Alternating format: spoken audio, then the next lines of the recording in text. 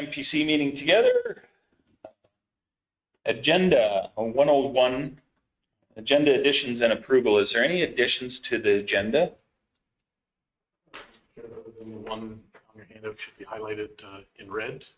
There's an additional NRCB referral, and that handout should be also on your desktop as well. Okay. There's no further consideration. Okay, so what I would like to do is if we could just change it up a little. We're going to move number 11 up to, since there are no introductions, there's nobody online, is there, Andrew? Nope. So since there's no introductions, we'll move 11 up to 5. Our in-camera will be before we go, so, okay, is everybody okay with that? Seeing nodding of heads, everybody's confused. We're going into camera. What's that? That's what you're doing, is just going into camera. For minutes. Yeah, just, there you go, okay. So can I get an approval with that change? Mr. McKay? I will do so. Okay. All those in favor? Thank you. Minute approval from January 29th, 2025, page 3 of your package, gentlemen. Any errors or omissions that anybody saw there that is substantial, concerning, or otherwise needs to be note of? Okay, thank you, Mr. Clark. All those in favor? That is carried, thank you. So no business arising, so then we will go into 5, which is in-camera session. Can I get that move us into camera? Mr. McKay? All those in favor?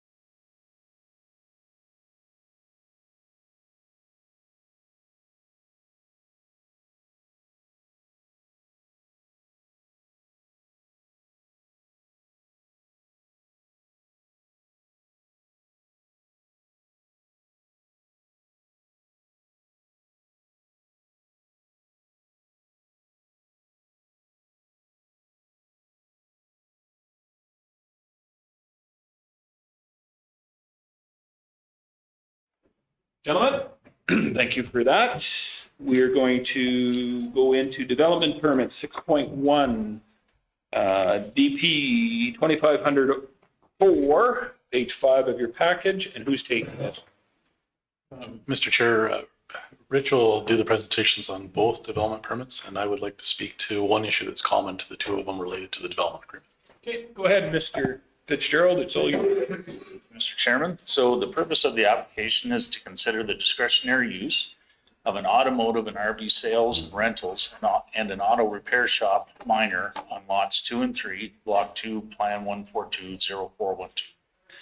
The subject properties are located in the Heartland Business Park and are currently bare parcels. The applicant is proposing to construct an 8,000 square foot structure that will house business offices related to the operation of the business, as well as 4 service bays for the automotive repair shop. The applicant is proposing to construct a new building to relocate their existing business from lots 15 and 16, block 1, plan 1525245. The business will sell automobiles, minor RVs, and as well as perform repairs on the same. The applicant estimates they will have between 10 and 20 vehicles at any given time advertised for sale on the property, and may have between 2 and 8 vehicles on site for repairs at any given time. The vehicles on site for resale will be stored in the front, adjacent to the highway, and the vehicles on site for repairs will be stored to the south of the building, away from the view of the highway. Signage will be the same 4x8 sign that is currently used for the business, but will be relocated in front of the property. The applicant has a transportation and economic corridors permit for the proposed development, permit 2025-0048-086. The applicant indicates that there will be 6 full-time employees for the business. Parking has been provided for staff on the west side of the building. The applicant is proposing to leave the parking area graveled, as is the lot in the current location. The applicant is proposing to put hard surfacing on the apron of the approach from the road edge to the property line. The decision of the Development Authority must meet the requirements of the land use bylaw and advance the policies of the applicable statutory plans. Where the proposed application may be lacking, a conditional approval may be appropriate to accomplish this aim. Additionally, the Development Authority must make its decision based on consideration of relevant land use planning matters, being those matters that pertain to the nature of the use and development being proposed, the site to be developed, and any off-site impacts on area properties and municipal infrastructure. So the following sections of the land use bylaw pertaining to this. So section 104.4 speaks to the use of the automotive repair minor and automotive repair vehicle sales and rentals as a discretionary use in this district. The next applicable standard, because this is within the town and county IDP area, is that the design guidelines identified in the town and county IDP. Schedule B, the Gateway Commercial Industrial Design Guidelines describes that the exterior of the building must be covered in major cladding materials. These materials must be offset and cannot be monotoned or one material for the entire building. Pre-finished metal sheets can be used to differentiate as 2 major cladding materials. The applicant is proposing to use 2 different colored and styled metal claddings so as to offset the outside design and not have a monotoned industrial look to the buildings. This will meet the requirement of section 6. Landscaping and fencing. The Highway Mixed Use District does not specify a minimum landscaped area or planting requirements. However, section 4.0 of the Land Use Bylaw, Commercial Site and Building Design Guidelines, stipulates that the natural landscaping must be preserved when possible, and that there must be a minimum of a 3-foot buffer between the building and on-site parking, or sidewalks must be provided where public access is permitted. The applicant has indicated that they intend to keep the grass along the highway frontage and on the bare lot on the northeast of the development. This will meet the requirement to keep the natural vegetation and a condition. Sorry, I was reading along. You lost your clicker. You're a master. Ran out of coffee break already? The teleprompter went down. Yeah. The parking requirements have been satisfied with the number and dimensions and available spaces shown on the site plan. The proposed width of the approach meets with a commercial use and will avoid traffic waiting to enter the site. The customer parking and service bays are located away from each other to avoid traffic flow issues. the lot surfacing. There are no specific requirements for lot surfacing in the highway mixed use district. The land use bylaw leaves it to the development authority's discretion. After speaking with Public Works and reviewing the ratepayer concerns page, planning staff found no complaints from the applicant's existing site about either dust or mud tracking onto the roadway or adjacent lands. In the applicant's previous development, they proposed to pave the parking lot. It was not a requirement of the development authority. The applicant has indicated that they do not wish to hard surface the parking lot or the full length of the approach for this development. A survey of the area shows a mixture of surfacing in the different developments from paved to gravel. The applicant's previous development was also a mixture of pavement and gravel surfacing. Staff is recommending that the applicant apply hard surfacing at a minimum to the apron of the county approved approach from the road edge to the property line. This would protect the integrity of the road edge from damage and hinder the tracking of gravel from the approach onto the roadway. Intermunicipal development plan. Subject property is located within the boundaries of the town and county IDP. The property is identified in that plan as being a commercial property which aligns with this proposed development. Joint servicing, I'm not going to touch too much on that. Greg's going to touch on that one. So just bounce ahead. So these are the two, the application was referred to the county staff. No concerns or objections were received pertaining to the proposed development. The application was also referred to the town of Stettler, and town staff replied indicating they had no objection to the proposed development, but did request the offsite levies for the water and wastewater services be collected as part of the servicing agreement and McKay Family Joint Venture Development Agreement. So map shows the properties as they currently sit. They're just two bare parcels. This is the site plan that's been provided by the applicant. On down, this is a rendering of what the building is going to look like. It's looking at it from, and then site plan showing the setbacks. Meets all the. That's the example of the sign that's going to be moved over to the new property. And this is the outside of their existing building, and this is exactly what they're intending to do on the outside of the new one, to put that 3 meter, the buffer between the parking area and the public access will be a cement sidewalk. The development is compliant with the requirements of the setbacks of the highway mixed use district. So alternative MPC are to approve the discretionary use development permit application with the conditions put forward by administration, or approve the application based on revised conditions, or postpone a decision on the application to receive further information, or deny the application stating the reasons. And I'll get you, the recommendation from staff is that the administration recommends the development permit 25004 be approved with the conditions as detailed in the attached draft development permit. So I'll just get you to pop ahead to that development permit there, Andrew. And so the big conditions that get you to scroll down is the servicing of the approach. I thought that was one that you guys may want to just be aware of.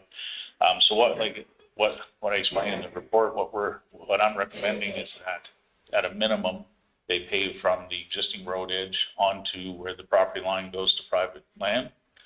And I think that's probably the only thing here. The grading plan, they did submit a grading plan that complies with the one for the subdivision. Okay, and Mr. Teal, were you going to make comment on something? I will, Mr. Chair, if first if I can ask Rich to maybe elaborate on condition number 3 on the draft development permit.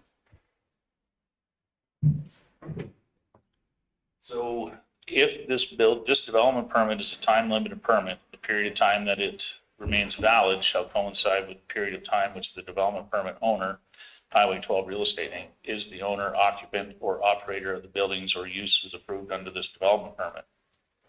In the event that that property is transferred to a third party, this development permit will expire and a new development permit application would be required.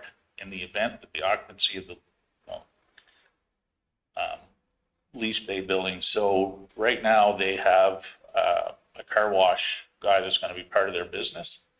if they are going to lease that bay out as it's part of this development permit, but if that gets leased out to someone else, they're going to be subject to they're gonna have to apply for their own permit.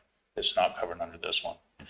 And if Highway 12 sells this to someone, this development permit doesn't go with it. They would have to reapply. So why did we do it that way this time?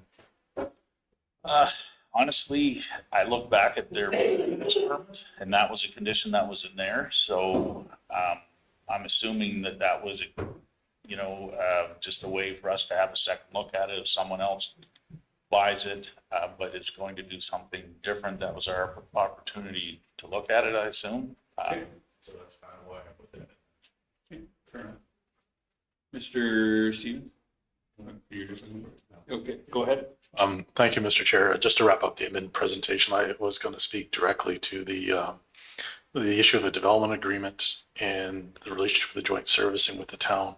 So at the time that we prepared the application, I'm just trying to scroll up and find a paragraph, we had looked at the matter and met the agenda cutoff and putting in a condition that suggested a development agreement be attached to this permit, requiring the collection of the offsite levy. Since the time the agenda package went out, administration's had a chance to dig in a little deeper to the existing 2012 development agreement.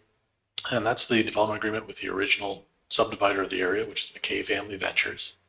And in that agreement, we gave that developer, between the town and the county, the obligation to pay the offsite levies, which in this case for these two lots amounts to the $22,000, either at the time that that developer transferred it to another party or that developer took out a development permit. It appears we're now dealing with the owner, like two transfers removed from the original developer, and the town has in fact confirmed that the levies were not paid. So this administration's view is that is a violation of that 2012 development agreement. And recognizing that we did put forward the option for council, if you wish to pass it forward to these current developers, you would need to use that development agreement condition that's attached to the draft development permit. An alternative would be for us to approach the original subdivision developer and seek the offsite levy from them. Okay. So the way I understand this is the original developer, McKay Hayden Family Ventures, basically owes us $22,000 is what I understand. I'm not sure if it's the responsibility of these guys to pay this. So I'm not sure if we can even make these guys pay it. So I think that one should not be there. That particular, which one is it? Number 4? So I would think that we would take condition number 4 out then, right? Mr. Chair, in terms of wrapping up the administration presentation, yes, that's the option before the committee. Either go with the condition number 4 as worded, or if you think it shouldn't be attached to these particular developers and we'll seek recourse under the current development agreement, then we wouldn't need condition number 4. You do need it. We would not need it. Okay, so that's where everybody understand that we would take, if we go ahead with this, we would take number 4 out, right? Okay, so where are we at? Somebody want to make a motion? Mr. I just want to find, okay, it's like, how did we find out that levy was not paid? We confirm with town staff. The agreement is between the town, the county, and the original developer. And there's 2 points in time where it could be paid. It could be paid at the time of transfer or at the time of the development permit. Sometimes it's difficult for the municipalities to see the title transfers. Development permit, pretty confident we can see that one. So we had to check with the town to confirm that they had not received the payment, because the agreement also expected the developer to make the payment directly to the town. So in this relation, we had nothing to do with knowing that this was ever paid, that it should have been an agreement between the town and the first time that they sold it to the first buyer. Now we are 2 removed from there, and now they're requesting for payment on it. That's correct. So I see this as the original developer has a debt that needs to be owed, and I'm sure they'll pay it. So like, I personally find that it's between the developer and the town. being that they had not involved us into the transaction on there. Okay, Mr. Stolberg? And just one clarification question on the map where it shows the two buildings. I was just wondering where the access is to the building that's, I guess it would be to me the north one, that, because they will access from the south roadway, I am assuming? You go to the one next up, Andrew, one more, no? Yeah. This one, okay. So if you see along the east side of the property where it's identified service road, way over, yeah. You mean west? Or, okay, The other east? Oh, It's not like you're our map. Where did you come from? where did you come? So yeah, if you, it's identified as a service road. So this property is subject to a subdivision that's going to be taken later. And part of that subdivision is this service road is going to be a panhandle that actually goes with that north side of the lot. So that's going to be their access. okay. Okay, no, that clarified that for me, thank you. Okay, Mr. Stevens? You need a condition in the event of a future subdivision that there's some sort of access or caveat that this service road must remain. Mr. Chair, I'll field that one. We will, that will just come at the time of the actual subdivision. So one of the options we talked to the landowner, or sorry, the developer now is, while they do have a site plan indicating some measurements, just in case buildings get shuffled around, maybe get that settled down first and then come back to talk to us about the subdivision application. So I do expect that to be a number of kind of coordinating issues that need to be sorted out. A shared driveway, shared corridors for water and sewer service connections, those sort of things. So I'm looking for a motion on this one. Can I, Mr. Stevens?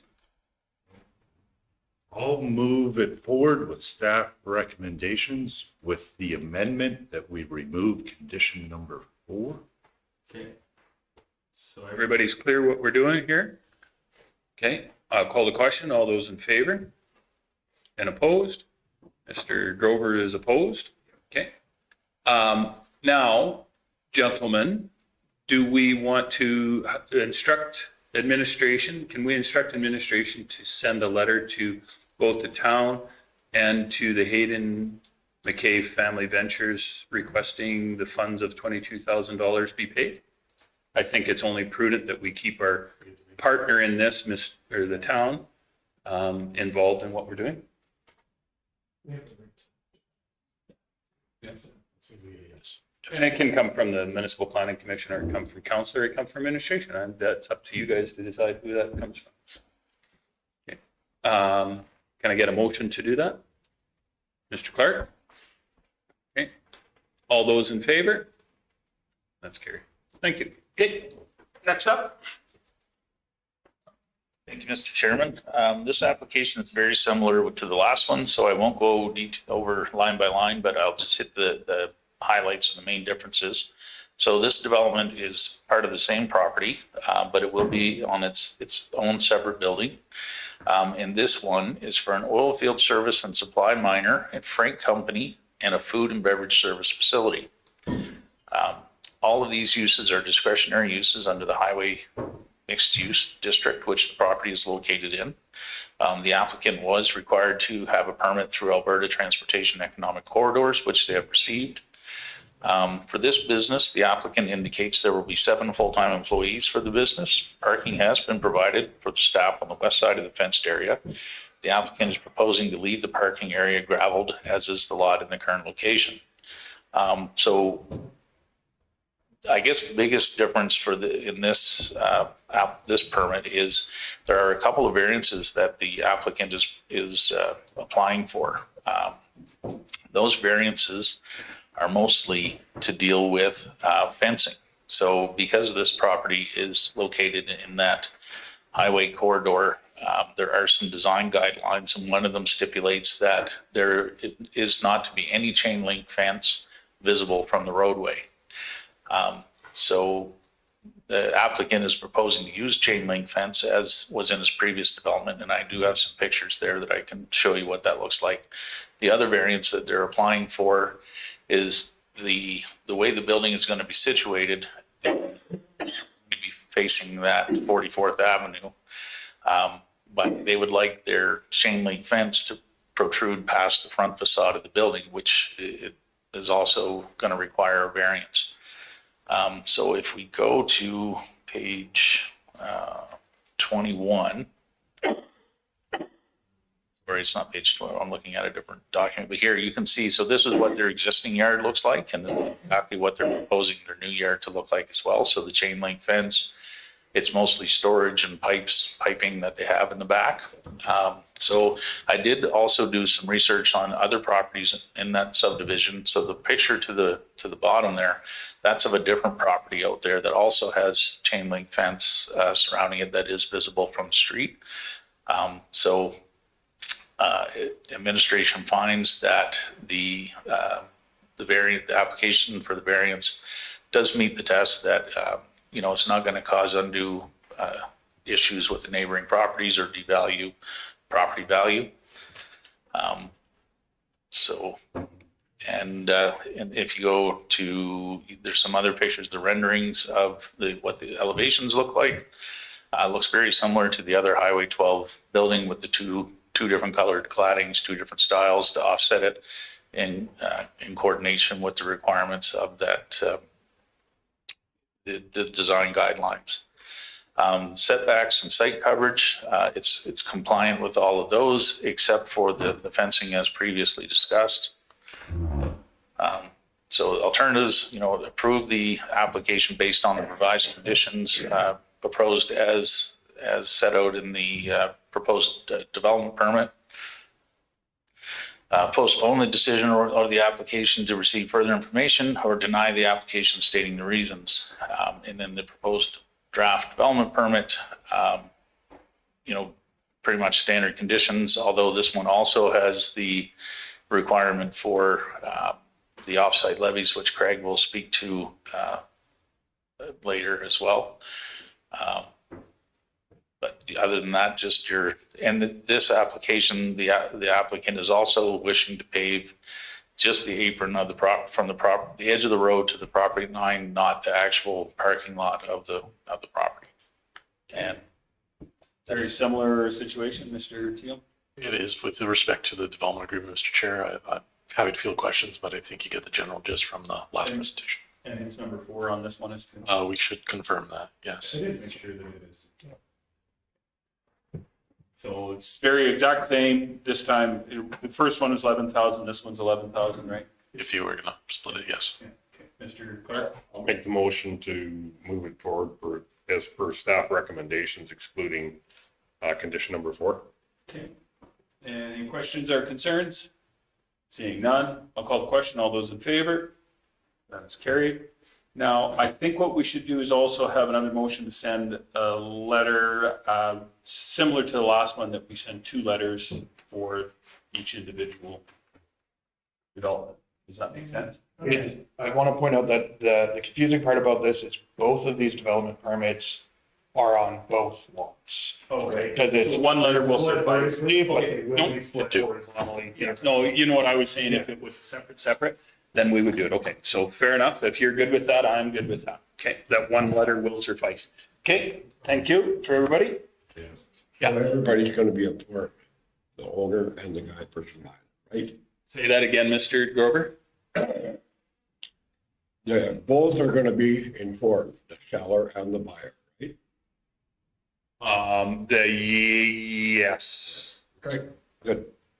No, because the seller and the seller of this one won't have anything to do with it. The original developer and the town will be the ones that are going to be sent a letter. Okay, good enough. Okay, there you go. Subdivision 7.1 2025-01. So we're starting out. Bruncheon's 31. Thank you, Mr. Chair. So Andrew, can you jump to page 39 in the thank you. So this application is just north of the town, and council may recall it was a subject of a rezoning just before Christmas to basically allow what's the third title plus the remainder in the same quarter section. And if you're trying to do a quick count, one of the 3 is in the very lower left And the black line, so there's 2 in that area that's outside the orange box. The remainder, and then what's in the pink, and that's how we get to the 4 in this particular quarter section. So council did approve the redesignation to move the proposed parcel culture to CRA. And the applicant is now coming forward with a subdivision application using the same general parcel area for about a 12.5, 12.6 acre parcel, largely around the farmstead and the various substantive shelter belt and treat area around the existing dwelling buildings. On the other, you scroll down to that one drawing. Thank you very much. So part of the shape of the parcel is based on the open discharge location, which is shown approximately on this drawing, and the required setbacks of 90 meters from any new property lines being created. So certainly that proposed application does meet the test for that. So the recommendation is for approval subject to the conditions that are found on page 36. We'll just jump to that as well. And the highlights for this one are the need to provide municipal reserve cash in lieu. So we're well beyond the second parcel, and so it does apply at 10% of the size of the proposed parcel. Although we do true up those numbers when we see the surveyor's drawing, but at this point we think that'll be a dedication around $3,060 more or less for municipal reserve. There is a requirement to do some brushing to make sure we have good sight distances around the existing access. And then a new farm access will have to be installed for the remainder parcel, but there's ample space for that to occur and good sight lines on the road for options in that respect. We do need to obtain the road widening dedication on 2 sides, on Township Road 39-2 and on Range Road 19-5. So that would result in a road acquisition agreement, either 1 or 2. To most likely 2, just it's easier to maintain that way, for the 2 roads that bound the remnant parcel and the proposed parcel. We can't deal with the very southwest corner because that's another party previous subdivision, but we can deal with the full balance as part of this application. And Andrew, you jumped my page on me, the teleprompter. Although I believe that was pretty much the last of the substance. In terms of rural development fund, there is a contribution owing. So every acre over 10, in this particular case, I think the applicant was able to justify a vast majority of that 10 being used based largely on the tree line around the existing buildings. And there is also the opportunity, without violating that setback distance that I mentioned for the open discharge, when they do the final survey, they could trim out a little bit more land and leave it in the cropland where they actually, especially on the east and the south side. And that's something the applicant can work on with their surveyor. But at this stage, we expect the dedication around $5,100. So 5.1 acres was not covered as part of the farmstead. You good? Okay, I have Mr. Gender, and then I have Mr. Clark. I'll move it as presented, but I've got a couple of questions. Okay, so on that corridor, there isn't any approach already to access off of the roads. I think that's that black line on the bottom, isn't it? We're saying it's point number 4. But I think the black line on the bottom gives, that's where that access is for with the pump. But I think that's a separate acreage. Oh, That is a separate. If we can go back to the photo, I'm not sure if we have a very, very poor one that's hard to find, but I don't think there was one along the south. That is one. Along the north, sorry. That is one of the conditions. If it does require one, by all means.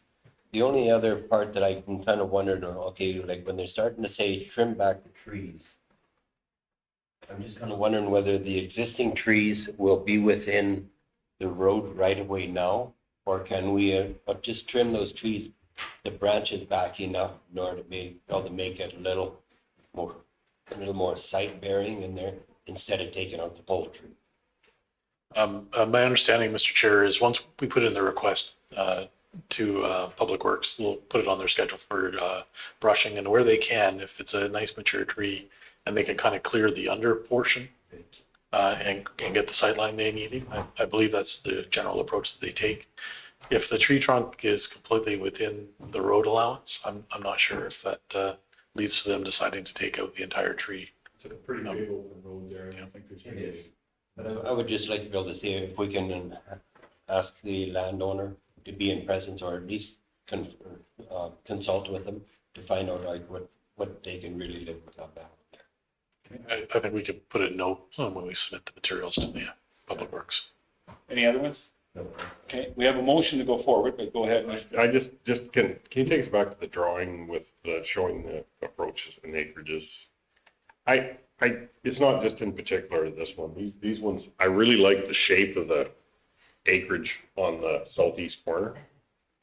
Our southwest corner, I would really hope that eventually sometimes we get to the point where these are more of a, Is your OCD coming it up? is my OCD. It just, Mr. Clark, I am 100% understanding where you're at too. I get it. But I also understand people are trying to save a few. money, and I wasn't looking at the funds. It would sure be nicer if it was straight lines. Or straight. These guys both come from out east. You're From out east. they don't know what a grid is. They invented panhandle. Go ahead, Mr. Stover. Yeah, well, I got a couple things, and the first one is to Larry's comments, because if you squared it up, you'd be taking a lot of extra land out of egg production on some of those bottom corners and stuff. So I could see why it's shaped a little bit irregular. But my comment is, it's just a comment, is when the surveyors come out, I really wouldn't want to see them moving that pink line too close to the trees, because for one thing, they need access from their side now to fix the fence. You get too close, falling trees take down the fence, and if you get too close, you can't get in there to mow like little seedlings, like especially like Caraganos. If you got any of them or lilacs, they just seed out terribly, and then they're into your fence, and then and if they're too close, the snow busts the wires. So I think they might be able to trim it a bit, but I sure wouldn't expect them to take it right tight to those trees, just for practical reasons. We got a thing about trees? Well, I have my yard where we're putting fences too close to natural shelter belts, and it's really hard to dig your beds. Even down in your country, you're kind of far east too. There's some We have trees. panhandles. I'm thinking about panhandles, walking around what used to be sloughs. Yeah. Okay. Anybody have any other questions or concerns on this? Mr. Gender has given us a motion to move this forward as presented. All those in favor? That's good. Thank you, gentlemen. A very short development department report, page 52. I think you've all had a good chance to look at this. So is there anything that anybody would like to bring out of this, either on the board side or any highlights from the admin side? None from admin, any from the board, any questions, concerns? Okay, can I get a motion to receive for information? Mr. McKay, all those in favor? Thank you, excellent. Request for decision, request for extension of time of subdivision 2021-04, page 54 of your package, gentlemen. Thank you, Mr. Chairman. So this request comes from subdivision file sub 2021-04, which was approved back on back in 2021. The applicant is requesting an extension of time for conditional approval for subdivision file sub 2021-04. Subject site is located north of Highway 601, 2 miles east of Highway 56. For your reference, there's a copy of the decision letter and the maps are attached to this. So the background is on June 21st, 2021, Ms. Peters received a conditional subdivision approval to create 3 parcels from southwest of 349 west of the 4th. In August of 2022, a 1-year extension of the approval was given to August 17th, 2023, as the applicant had not yet fulfilled the conditions as set out in the decision letter and requested an additional extension of time. The applicant applied for and was granted a second extension on September 27th of 2023. That was valid until February 17th, 2024. Unfortunately, the applicant was unable to provide the required easement, which was condition number 2 of the subdivision approval, to the county's satisfaction, and that extension has since expired. The applicant has now completed the requirement and is requesting an additional extension so that the subdivision can be finalized and endorsed. Planning staff is recommending a 6-month extension to August 26th of 2025, as this should be plenty of time for the applicant to complete the subdivision. All fees and rural development fund contributions have been received and are paid in full for this subdivision and extension application.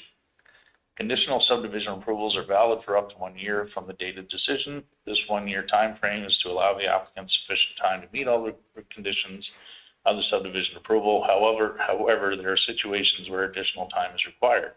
In these situations, it is the responsibility of the applicant to apply for an extension of time to the Municipal Planning Commission.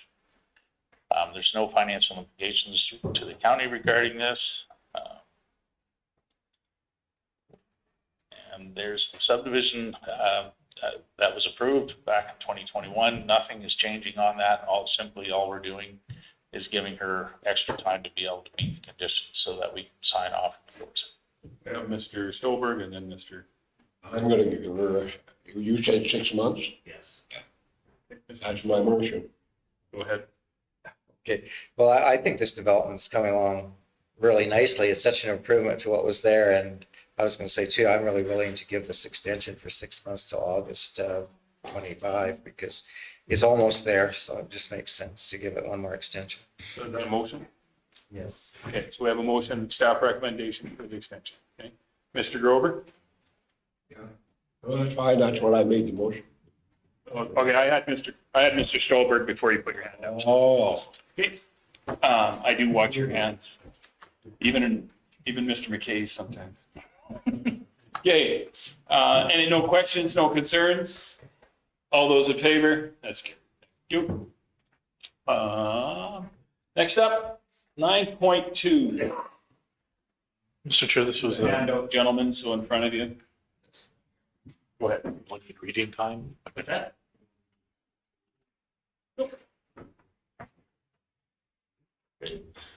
Thank you, Mr. Chairman. So this is a memo, request for decision from the NRCB in reference to application RA 24043 from the Hutterian Brethren Church of Donalda or Donalda Colony Farming Company Limited. The County of Stettler, number 6, has received notification from the NRCB in regards to this application for 3,000 beef finishers, construct a processing barn, 10 feedlot pens, 3 additional livestock pens, and a catch basin. The NRCB has deemed the application complete on January 23rd of 2024. The NRCB is responsible for delivering the Ag Operation Practices Act, AOPA, and permitting confined feeding operations. The AOP and its associated regulations apply to all agricultural operations in Alberta. The purpose of the act is to ensure that the livestock industry can grow to meet markets locally and worldwide in an environmentally sustainable manner. All CFO applications are reviewed and permits are granted by the NRCB. As the municipality in which the applicant proposes to construct the facility, adding to the current CFO, the County of Stettler, number 6, is defined as a directly affected party. As such, the County of Stettler is entitled to provide evidence and a written submission relevant to the application. Subject property is a location for the previously approved permit applications to the NRCB from the Donalda Colony for several. They already have existing permits for several chicken, turkey, duck, and geese barns, a dry cow shed, weaner barns, dairy barns, a manure lift station, and a building housing a manure separator or a screw press. Application registration numbers are listed on the current application. The property housing operation is zoned as an agricultural land use in the County of Stettler land use bylaws, as well as the lands within a 1.5 mile radius of the application site.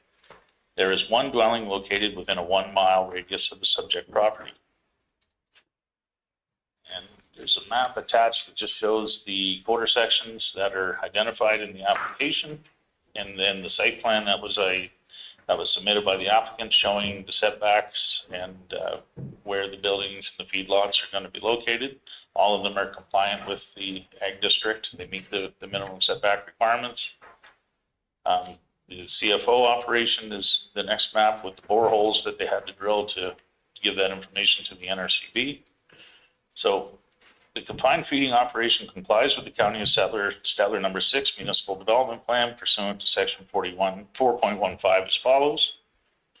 The county's response to an AOP application for referral will be based on the following policy statements and regulatory considerations. In principle, pursuant to policy 2.2 of this plan, The county supports any application for a CFO development and or expansion if it complies with the AOP regulations, specifically those provisions that are intended to protect riparian zones, groundwater and surface water quality, and to address potential public nuisances. Therefore, the county does not expect greater minimum distance separation between CFOs and existing residential development or areas for planned residential development in what the AOP regulations provide for, except as provided in policy 4.15 and 4.51I. So I won't read through all that, but the proposed location is outside of any CFO, the proposed location of any CFO structures must comply with the minimum front, side, and rear yard setback requirements for farm buildings as described in the land use bylaw. So this proposed development is outside of any CFO exclusion area. It's not, there are no ASPs that would restrict CFO, and it does comply with the minimum setbacks in that district for an agricultural building. So what we need is a letter for you to direct us to write a letter back to NRCB stating our position on the application. Just a question on that. One question I do have is, have they had any complaints on their manure handling in the past? Because this is going to really increase that. And the second question I have is a processing burn. What's the definition of a processing burn? Is that to handle sick animals, or is that the processing facility? Slaughter. Slaughter? I mean, I know, I assume that's the question you're asking. A processing facility. It does have an area identified as sick pens, so I don't think it'd be for the sick. I think the processing would be processing like a slaughterhouse or a butchery. Isn't that I don't know if I have that. So is there a timeline on this? Actually, they Due by Friday. yeah.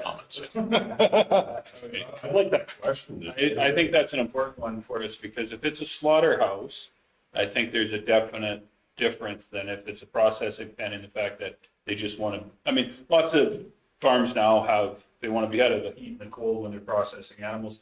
You can put them through a corral system, a handling system inside an actual barn. So that would be considered I know the Erskine colony, what they consider their processing for the pigs is where they all have a tag on them and they're identified. So the gates, as they walk up, if the gate will open and they go in to get fed.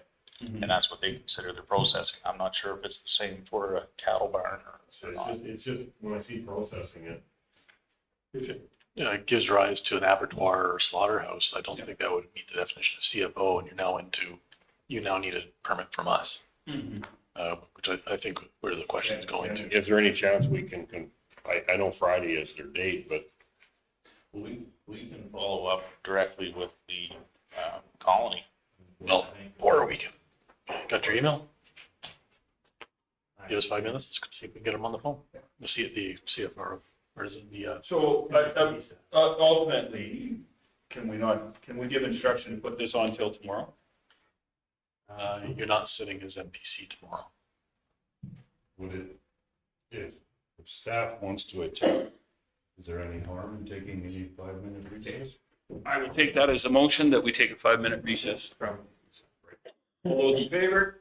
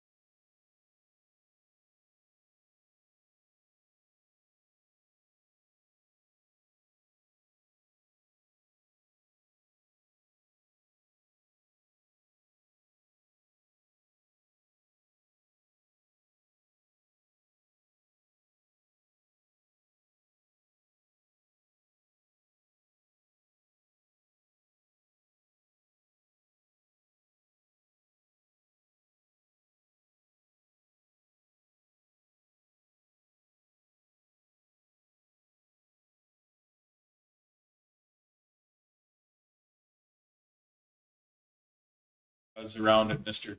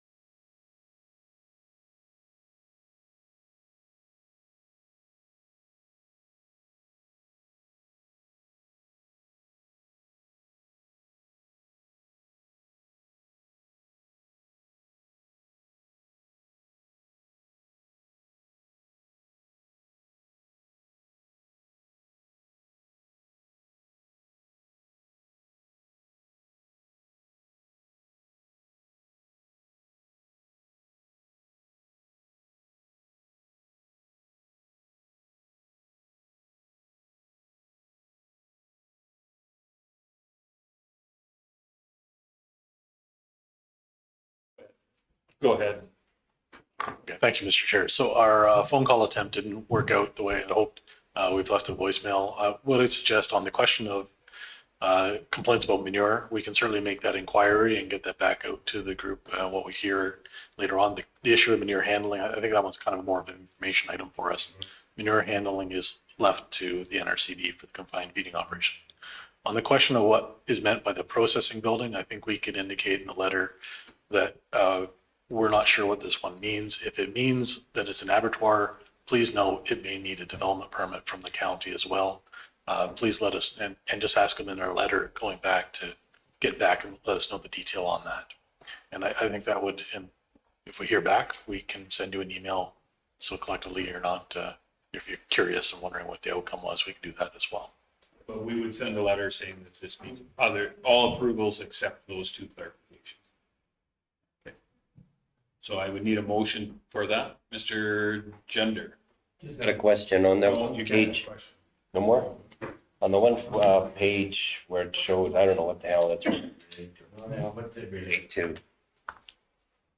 So this is the feedlot that they are going to, the area where they're gonna have the feedlot, or sorry, the, They're ready for the people. and those are the boreholes that they had to dig to meet the requirements of the NRCD application. They have to supply what kind of, when they do the bore, what kind of soil are they pulling up out of there? Concern that I had, I wasn't really sure whether there's that, why it was designated in those colors on whether it was. But it's not a lagoon. No, Okay, thank you. Okay. Any other questions? So I'm looking for a motion to send a letter with clarification points. One on whether the processing building is for an abattoir or just processing barn. And then the other one is manure handling protocol. Is that right? Mr. I'll make that motion, just what you said. Okay, there you go. Any questions or concerns? Seeing none, all those in favor and opposed? Mr. Grover is opposed. Okay. Thank you, gentlemen. Well done. Okay, next up, meeting March 26th. No conflicts with that for anybody? Okay. Then I will get a motion, the final motion. Thank you, Mr. Clark.